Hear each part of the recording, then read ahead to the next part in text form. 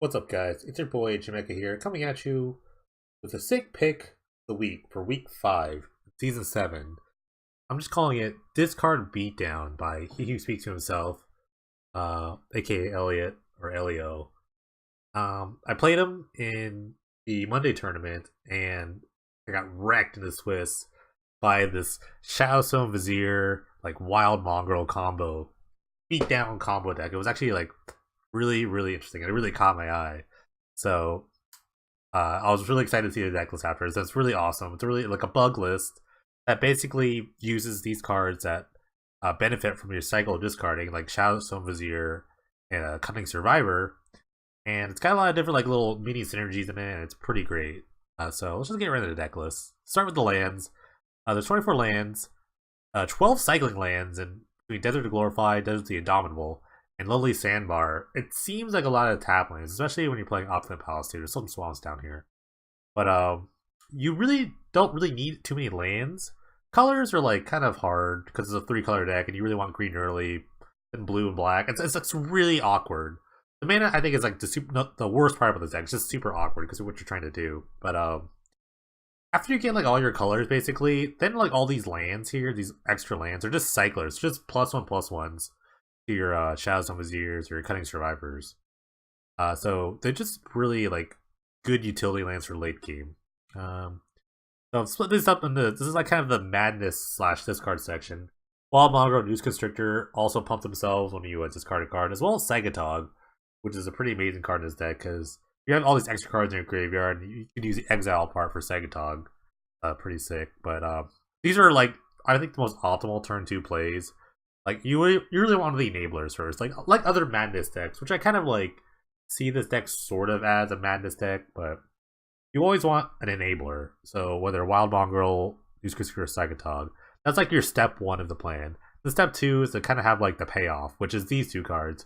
Cunning Survivor and Shadowstone Vizier. Vizier has its own built-in sort of evasion and flying. It's also a 1/3 for 2, which kind of blocks pretty well. And Cunning Survivor has gets unblockable, basically, when you do cycle or discard a card. And that's the key, cycle or discard. So there's parts of the deck that just discard cards, and the parts of the deck that actually cycle, like Crows and Tusker right here. And all the lands, they also cycle. So you can get the things for that. But the big combo piece is a Shadow of the Grave, which we did see last season with New Perspectives, as it's sort of a combo piece where you kind of started churning through your deck with the New Perspectives, and then once you were kind of like done cycling or you just ran out of cyclers, you just played Shadow of the Grave and you got your cyclers back. Well, with this, it also gets you back cards that you discarded, so you can do like crazy things like turn 2 Mongrel, like turn 3 Vizier, then you can like dump your hand to Mongrel, and you're pumping both guys, so like 1 discard is equal to 2 power basically. So you could attack for as big as like, chunks of like 14-15 damage if you have a Shadow of the Grave. If you have 2 of them, it's even more damage. It just adds up. It's exponentially. Not exponentially, it's like each one is like 1 less, but it's like, 5 and 4, but it's like it's really good. It's actually a really sick card. So this is a big piece of your combo, quote unquote, that you kind of need to get the big chunks of damage in. Careful Consideration, straws 4, discards 3, basically gets you an extra card, but makes you discard 3 cards, so it's really good. Kind of gives you like a little late game push with the Viziers or Survivors here. Creeping Renaissance is pretty interesting. I'm not super sure about like the great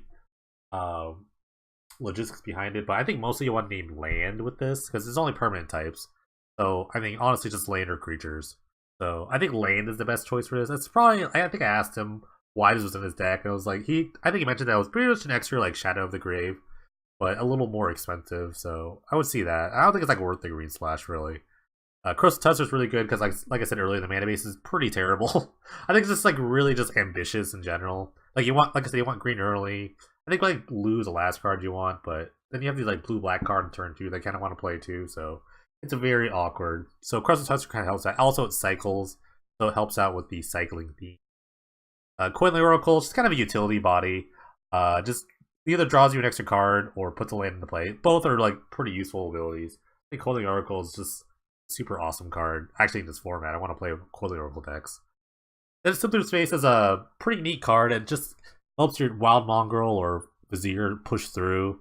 I definitely lost this card, and it replaces itself too. So you can cast this, then you just it cantrips draw a card, and then discard that card with Wild Mongrel, then just start going off really. At sideboards, kind of a mishmash of spells. Mizium Skin, or when they're just kind of targeting your Vizier or Cunning Survivor. You're gonna need those to live, so that's kind of cool. Spell Rupture, your card's gonna get really big, so if they kind of let you like get to like a bunch of discard, they only discard your cards, so like Wild Mongrels or Viziers or the Survivors get really big. This becomes a really gigantic like mana leak. Dark Withering, just a 1 mana, just removal spell.